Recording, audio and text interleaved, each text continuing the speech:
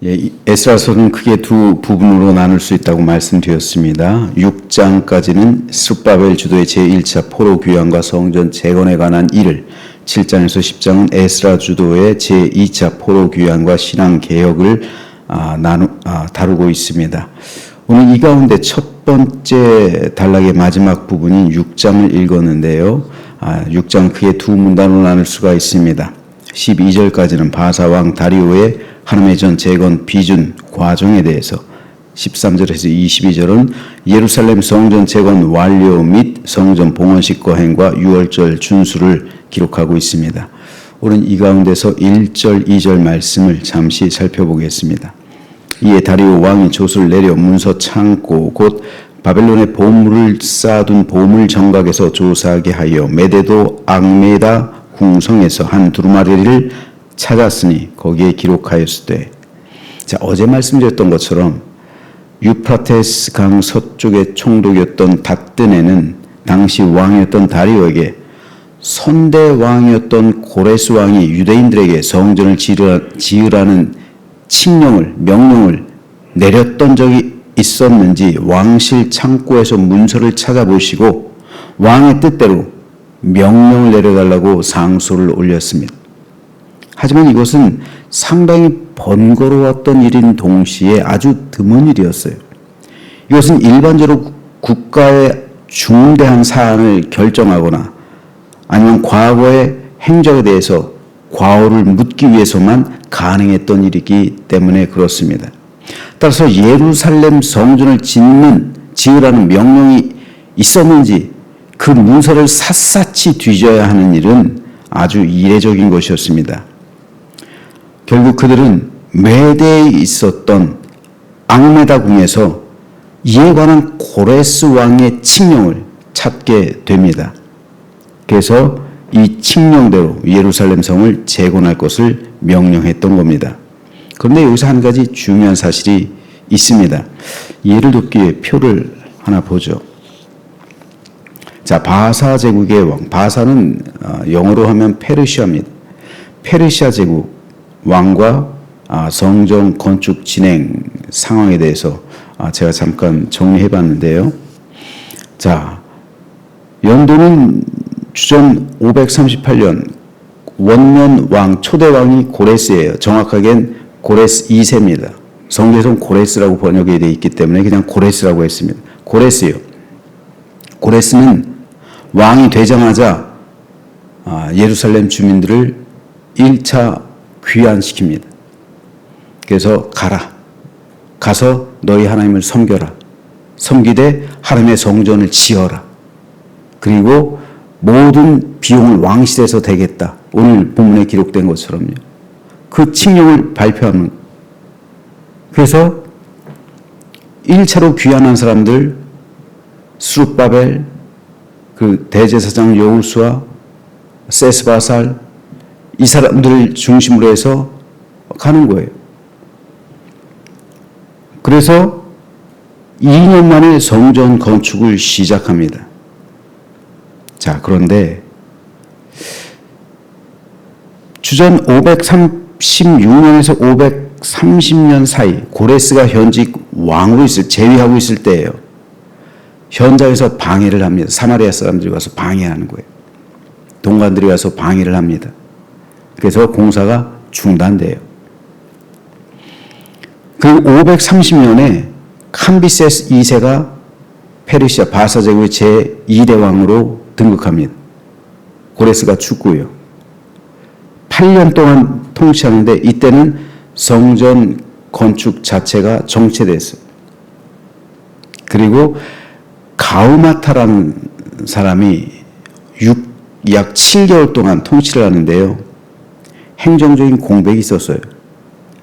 그리고 가우마타 7개월 이 사람 제외하고 3대 왕이라고, 보통 3대 왕으로 다리오, 오늘 성경에는 다리오라고 번역되어 있는데요. 정확하게는 다리우스 1세입니다. 다리우스 1세가 성전 건축 재개를 명령하는 거예요. 그리고 4년 만에 성전 건축이 완공됩니다. 이것이 이 성경의 흐름이에요. 역사적인 팩트입니다. 그런데 우리가 에스라 4장을 이번에 읽지 않았죠. 주일에 읽었어야 될 분량이라 읽지 않았는데 읽으셨죠? 4장? 근데 4장에 보면 혼동되는 부분이 있어요. 에스라 4장에는 분명 아닥사스다 왕이 등장해요. 아닥사스다 왕 때 예루살렘 성벽을 재건하는 것을 중지하라라는 왕의 명령이 나와요. 그래서 아닥사스다? 여기는 분명히 금지시켰는데 그럼 성전은 왜 어떻게 된 거지? 막 헷갈려요. 자, 그런데 아닥사스다 왕은요, 바사 제국의 5대 왕이에요. 그러니까 다리우스 1세가 3대 왕이요, 4대 왕이 있고 5대 왕이 있어요. 즉 다리우스 1세보다 21년 후에 왕이 된 사람이 아닥사스다입니다. 4대 왕은 아하수에르예요. 크셀세스, 그죠? 역사적으로는 에스더의 남편이었던 사람. 따라서 성벽 재건 금지는요, 에스라와 느헤미야 시대에 있었던 그 당시 왕이었던 아닥사스다, 그 사람 때 있었던 삽입 기사예요. 4장엔. 이것을 통해서 에스라는 고레스 왕 때에도 사마리아 사람들은 성전을 건축하는 것을 방해하더니 지금 자신의 시대에도 사마리아 사람들 이번에는 성전이라 성벽이에요. 정확하게 성벽을 재건하는 것을 방해하고 있다고 고발하는 것, 그 내용을 삽입 기사로 4장에서 하고 있는. 그래서 4장 초반부랑 끝은 성전 기사로 이어지는 거고 중간에만 성벽을 방해하고 있다, 자신의 시대를 고발하고 있는 거예요. 자, 그렇기 때문에 총독 다뜨네가 다리우스 1세기 왕의 문서 창고에서 고레스 왕이 성전 건축을 명령한 적이 있었는지를 찾아보시라는 이 상소는 이전에 왕들은 금지한 적이 없었는데, 성전 건축을 금지한 적이 없었는데 성전 건축이 지금 중단되고 있습니다. 사실인지 찾아보십시오. 왜 금지되어야 했는지, 왜 중단되고 있는지 판단하시고 왕의 뜻대로 처결하십시오. 말했던 거예요. 똑같은 예루살렘에서 벌어진 일입니다. 그런데 에스라 4장에 등장하는 바사의 제5대 왕 아닥사스다는 사마리아 사람들이 올린 상소를 보고 예루살렘 성벽을 재건하는 것을 중지시킵니다. 똑같은 예루살렘에서 있었던 일인데 어떤 왕은 성전을 재건하라, 다리우스 1세죠. 다리오 왕은 성전을 재건하라 라는 명령을 내리고 5대 왕 오대 왕이었던 이 사람은 아닥사스다는 성벽 공사를 중지하라라는 명령을 내렸습니다. 이게 달랐어요. 타산지석이란 고사성어가 있습니다. 타산지석. 다른 산의 거친 돌도 옥을 가는데 쓸 수 있다라는 말이에요. 이 말을 통해서 남의 실수와 실패에서 배울 수 있다라는 의미예요. 즉 반면교사라는 말하고 같습니다. 다른 사람이 실수하고 실패하는 그 인생의 모습을 보고 난 저렇게 살지 말아야지, 반면교사로 삼을 수 있다는 거예요. 그 실패를 보고도 우리가 배울 수 있다는 말입니다. 반면에 이인위경이란 말도 있어요. 다른 사람을 거울로 삼는다라는 의미입니다. 즉 다른 사람의 말과 행동을 거울 삼아서 나 자신을 돌아보고 바로 잡는다라는 뜻입니다. 즉 본받는다는 뜻이에요. 타산지석에 등장하는 이 사람을 통해서 우리는 나는 저렇게 살지 말아야지, 나는 저렇게 되지 말아야지 라는 배움을 얻습니다. 교훈을 얻는 거예요. 반면 이인위경에 등장하는 사람을 통해서는 나도 저 사람처럼 돼야지, 나도 저 사람처럼 살아야지 라는 결단과 배움, 다짐을 얻게 됩니다. 예루살렘 성벽을 중단시킨 바세 제5대 왕 아닥사스는 타산지석으로 삼아야 되는 사람이에요. 그래서 저 사람처럼 성급하게 결정해서는 안 되지. 그 왕처럼 하나님을 대적하는 결정을 내리면 안 되지라는 교훈을 얻게 됩니다. 하지만 예루살렘 성전의 재개를 명령한 바사의 제3대 왕 다리우스는 이인 위경으로 삼을 만한 인물입니다. 그래서 그 사람처럼 하나님의 백성을 존중히 여기고 하나님을 두려워해야지 라는 배움을 얻게 됩니다. 그런데 성경에는요, 수많은 타산지석으로 삼을 만한 인물들도 있고 이인 위경으로 삼을 만한 사람들도 있습니다. 타산지석으로 삼을 만한 사람이 얼마나 많아요. 이스라엘의 초대왕 사울, 저렇게 살지 말아야지. 이인 위경으로 삼을 만한 왕 다윗이잖아요. 저 사람처럼 살아야지.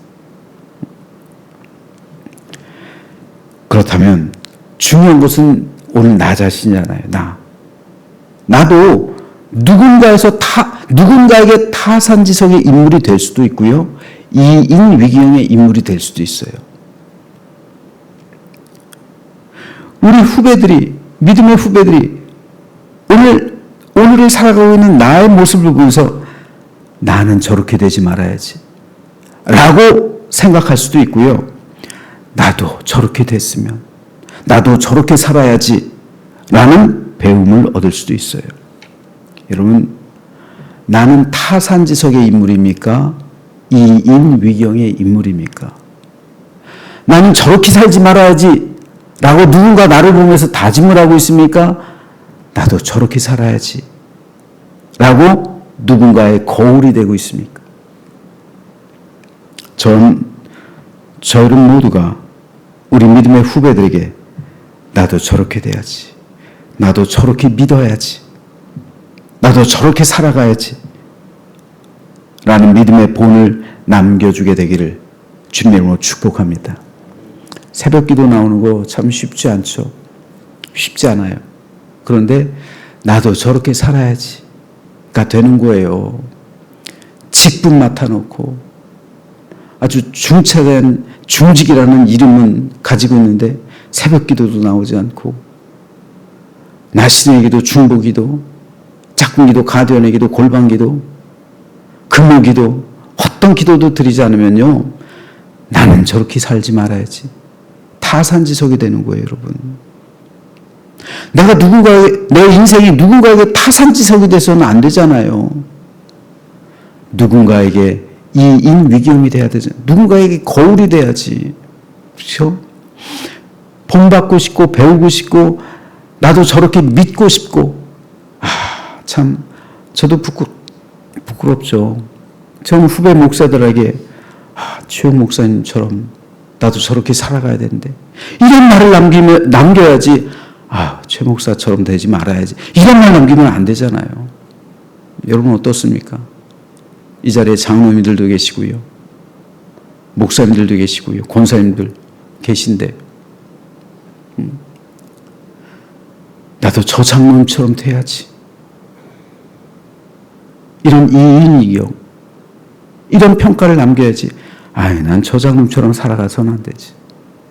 저 권사님처럼 저렇게 생활해서는 안 돼. 이런 말 들으면 안 되잖아요. 이에 대해서 바울은 이렇게 말합니다. 내가 그리스도를 본받는 자가 된 것 같이 너희 나를 본받는 자가 되라. 나를 본받는 자가, 나처럼 살아가라는 거잖아요. 나처럼 그리스도를 위해 살아가라는 거잖아요. 그리스도께서 우리에게 본을 남겨주셨듯이 너희도 그리스도를 보기 전에 나를 보라는 거잖아요. 나를 배우라는 거잖아요. 내가 얼마나 주를 위해서 살아가고 있는지, 내가 얼마나 아침 저녁으로 기도하고 있는지, 내가 얼마나 복음을 위해 헌신하고 있는지, 내가 얼마나 주님을 위해서 환난과 고난과 핍박을 각오하면서 그런 궁핍한 삶을 살아가면서 그 안에서도 자족하는 삶을 살아가고 세상을 따라가지 않고 세속에 물들지 않고 오직 복음을 위해서 그리스도의 십자가만을 자랑하고 살아가고 있는지, 내가 밤낮으로 얼마나 수고하고 있는지 너희는 나를 본받는 자가 되라. 이 말이잖아요. 우리가 이 말을 할 수 있을까요? 교회 리더들은 과연 이 말을 후배들에게 할 수 있을까요? 이 인위경이 되는, 거울이 되는, 누군가의 거울이 되는, 누군가의 발자취가 되는. 오랜 이상하게 눈이 안 오는데 하얀 눈이 내리면은 누군가의 걸어간 그 길이 이정표가 되는 거예요. 그 눈, 아무것도 보이지 않는 상태에서 누군가 걸어간 발자국, 그 발자국이 이정표가 되는 거예요. 근데 어떤 사람의 발자국은요, 생명길로 갈 수도 있고, 어떤 사람은 절벽 낭떠러지로 갈 수도 있어요. 멸망길로 갈 수도 있어요. 그렇다면 나는 어떠한 사람으로 남을 것인지, 사도 바울의 고백과 같이 너희는 나를 본받는 자가 되라 라는 고백을 하기에 합당한 믿음의 삶을 오늘도 우리가 살아내기를 소망합니다. 그러기 위해서 우리는 오늘도 기도하는 가운데 내 믿음을 살펴야 합니다. 내 말과 생각, 마음과 행동으로서 아름답고 향기나는 생명력 있는 축복의 통로로서의 삶을 살아내야 합니다.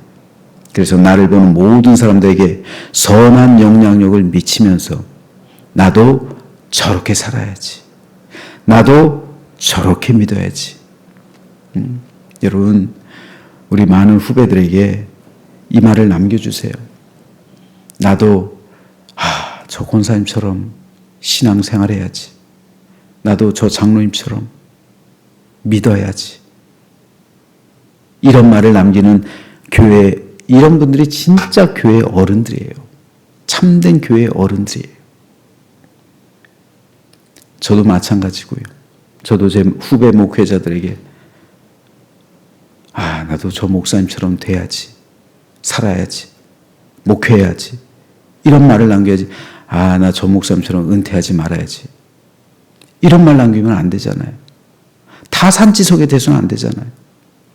이인 위경이 되어야 되잖아요. 저와 여러분 모두 그러한 믿음의 본을 남겨주게 되기를, 그래서 오늘 아침 그러한 삶을 살아가게 해주십시오 라고 기도하며 다짐하는 아침 되시길 주님의 이름으로 축원합니다.